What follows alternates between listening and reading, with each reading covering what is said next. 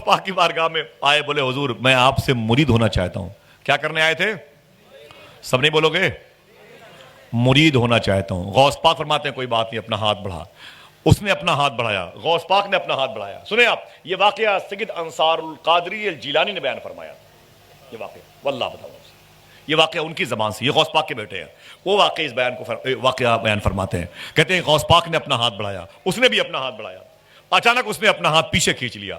غوث پاک فرماتے ہیں کہ مرید نہیں ہوگا؟ کہا مرید ہوں گا, میں مرید ہونے کے لیے آیا ہوں, لیکن میری 2 شرطیں ہیں. کتنی؟ سب بولو بھائی. میری 2 شرطیں ہیں.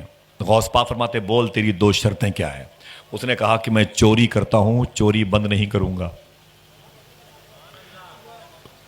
جو لوگ یہ کام کرتے ہیں خوش ہو گئے ہوں گے, وہ یہاں تو سبحان اللہ کہنے کی ضرورت نہیں تھی بھائی, ٹھیک ہے سمجھ کے بیٹھے. اس نے کیا کہا؟ میں چوری کرتا ہوں, چوری بند نہیں کروں گا. غوث پاک فرماتے ہیں دوسری شرط کیا ہے؟ اس نے کہا میں نماز کی پابندی نہیں کرتا, نماز کی پابندی بھی میں نہیں کروں گا. غوث پاک فرماتے ہیں تجھے میں مرید نہیں کروں گا. کہا کیوں؟ کہا دونوں شرطیں شریعت کے خلاف ہیں. زور سے بولو شریعت کے خلاف ہیں کہ نہیں؟ زور سے بولو بھائی, شریعت کے خلاف ہیں کہ نہیں؟ بس ٹھیک ہے, آپ تائید کیجیے گا. تو وہی بات غوث پاک نے کہی, شریعت کے خلاف ہے, تجھے نماز کی پابندی کرنی پڑے گی اور تجھے چوری بند کرنا پڑے گا. اس نے کہا حضور مرید کر لیجئے. لاکھوں چور و چکوں کو آپ نے سنبھالا ہے, ایک اور صحیح, ایک اور صحیح سرکار, ایک کو اسی دامن میں چھپا لیجئے. فرماتے نہیں, اپنی دونوں شرطیں واپس لے. کہا حضور یہ ایک کمینہ آدمی ہے, اس کو رکھ لیں سرکار, ایک گنہگار اور صحیح, اسی چادر میں چھپا لے, ایک گنہگار اور صحیح. فرماتے نہیں میں تجھے مرید نہیں کروں گا. اس نے کہا آپ کو آپ کی ماں کا واسطہ, مخدومہ فاطمہ ام الخیر کی عظمت کا واسطہ, آپ کو آپ کے خدمہ کا واسطہ, شیخ کا, دادا شیخ کا واسطہ. غوث پاک فرماتے ہیں تیری دونوں شرطیں مجھے منظور نہیں ہیں, ہاں اگر تو مجھ سے مرید ہونا چاہتا ہے تو ایک شرط میری بھی ہے. نے کہا حضور ایک شرط آپ کی کہاں؟ کہا مجھے مرید تو کر لے, میں آپ کی سینکڑوں شرطیں مان لوں گا. غوث پاک فرماتے ہیں تو میری ایک شرط سنبھال نہیں پائے گا. غوث پاک فرماتے ہیں وہ ایک شرط یہ ہے کہ جب اذان کا وقت ہو جائے تو اذان دے دیا کرنا, جب اذان کا وقت ہو جائے تو اذان دے دیا کرنا. اس نے کہا بس؟ کہا بس. کہا بالکل میں نے قبول کیا, کمپرومائز کیجیے, آپ معاہدہ ہو گیا, مرید کیجیے. غوث پاک نے اسے مرید کیا. اب وہ گھر چلا آیا. گھر آیا تو 4 دن تک اپنے گھر میں تھا.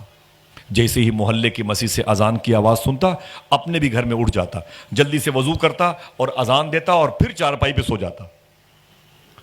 چوتھے دن بیوی نے کہا دماغ خراب ہے کیا تمہارا؟ کیا ہوا؟ کہا لے دے کے اذان کے پیچھے پڑے ہوئے ہو, اذان دینے کا بڑا شوق ہے تو مسجد میں چلے جاؤ, اور اذان ہی تک کیا معاملہ ہے بھائی, نماز پڑھو. بولے تمہیں نہیں پتا میں نے کس سے کمپرومائز کیا. تو عشاء کی اذان دی, بولے ابھی سے فجر کے وقت کافی گیپنگ رہتی ہے, کافی گیپنگ ہے, اور نکل گیا. او فجر کی اذان بہت دیر میں ہوتی ہے. نکل گئے اور گئے تو بغداد شریف شہر میں ایک اونچے محل کے پیچھے کی طرف چلے گئے, رسی پھینک کر کے اس محل کے آنگن میں اتر گئے. دیکھیں سلمان, آنگن میں اتر گئے. جب آنگن میں اترے تو آہستہ آہستہ اس کے خزانے والے کمرے کی طرف چلے گئے جہاں سونا چاندی ہیرے جواہر رکھے ہوئے تھے. اندر گئے, روشنی کا انتظام کیا, اور روشنی کے انتظام کے بعد سنبھال کے رکھنے میں بڑی دیر ہو گئی. جب ان کے مزاج کے مطابق چوری زیادہ ہو گئی, سامان زیادہ ہو گیا, تو انہوں نے اٹھا کر اسے کندھے پہ رکھا, اور جیسے اس خزانے والے کمرے سے نکل کے آئے نا آنگن میں, یاد آیا یار فجر کی اذان کا وقت ہو گیا. اسی محل کے بیچ آنگن میں اس نے اذان دینی شروع کر دی. سمجھ رہے ہیں؟ اور اس نے جب اذان دی, اب سنو کیا ہوا, پورا گھر جاگ گیا.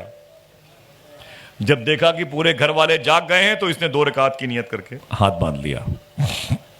یہ سمجھا کہ شاید ادھر ہم 2 رکعت پڑھیں گے تو یہ سب وضو کر کے اپنے اپنے کمرے میں چلے جائیں گے, میں اپنا بورا لے کے زیور لے کے نکل جاؤں گا.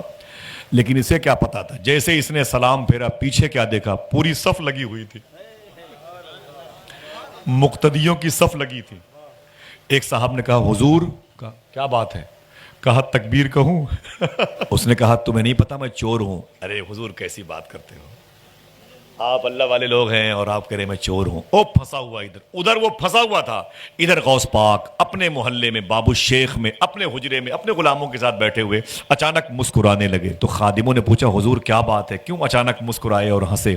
فرماتے ہیں پھنس گیا. کہا حضور کون پھنس گیا؟ کہتے ہیں وہ جو مجھ سے آیا تھا مرید ہونے کے لیے, وہ پھنس گیا.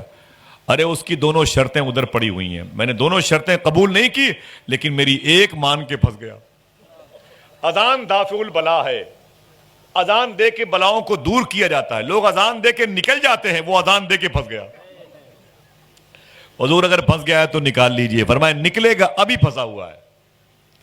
ادھر کیا ہوا، وہ جو مقتدی تھے پیچھے بولے حضور تکبیر کہوں، دماغ نہ خراب کرو، گھر کے لوگوں نے، زیورات کے مالکوں نے تکبیر کہی، زیورات کے چور نے نماز پڑھائی، اللہ اکبر، اس نے نماز پڑھائی۔ نماز کے بعد جب سلام پھیرا تو سارے گھر کے لوگ جمع ہو گئے، کوئی اس کے ہاتھ چومتا، کوئی اس کے ہونٹوں کو چومتا، کوئی اس کے پیروں کو چومتا، بڑی مبارکبادیاں ملتی رہیں، بڑی مبارکبادیاں۔